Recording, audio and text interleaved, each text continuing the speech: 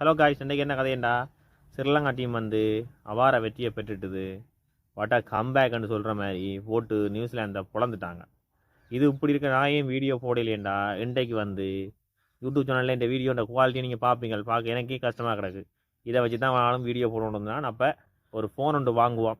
1,00,000 ரூபா காசு, அப்படி ஒரு 1,50,000 ரூபா காசு, இல்லாட்டி அது கூடவோ என்னவோ ஒரு ஃபோன் ஒன்று வாங்குவோம். இன்றைக்கு நான் கடைக்கு போனால் அங்கே நடந்த என்னென்ன விவரங்கள் அதுகள் இதுன்ற எல்லாத்தையும் ஒரு வீடியோவாக நான் உங்களுக்கு போடுறேன். அந்த ஃபோன் நான் எப்படி வாங்கினான் என்ற எல்லாத்தையும் நான் உங்களுக்கு ஒரு வீடியோவாக போடுறேன். சரியோ? அதனால தான் இன்றைக்கு இவ்வளோ நேரம் ஆகிட்டு நான் வந்து வீடியோ போட. இப்போ தான் நாங்கள் இந்த கடையிலேருந்து வந்து இந்த கிரவுண்டுக்கு வந்து வீடியோ எடுக்கிறேன். சரியோ? இலங்கை வந்து நொறுக்கி போட்டாங்க. 10 நிமிஷங்க வந்து அடியண்ட அடி ஆக்களுக்கு நியூசிலாந்துக்காரருக்கு நேபி அடி. அதுபோக அவனுக்கு 50 ரனில் வந்து ரிட்டே கட் ஆகி வழியில் போட்டான். அப்படி இல்லையென்றால் இந்த மேட்ச் வந்து வேறு லெவலாக மாறி இருக்கும். ஏன்னு கேட்டிங்களா, வந்தவனா வந்த குசல் மெண்டிசன் நல்ல ஒரு விளையாட்டு அடிக்கிறான், நல்ல ஒரு 50 ஒன்று அடிச்சிருக்கான்.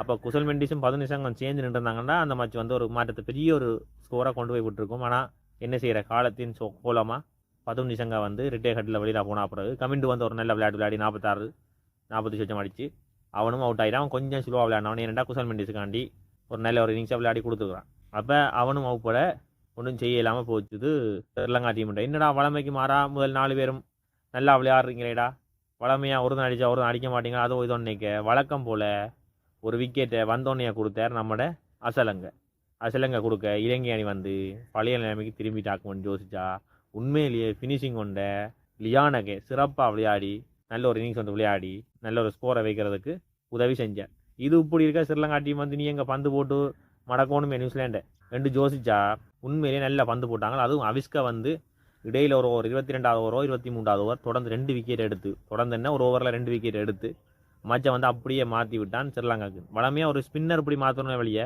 ஒரு ஃபாஸ்ட் பவுலர் வந்து மேனஸை மேட்ச் வந்து எடுக்கிறது சரியான குறைவு ஸ்ரீலங்காவில். அப்படி இருந்தும் வெளிநாட்டில் போய் எடுத்துருக்கிறான் நம்மட அசிதா பெர்னாண்டோ.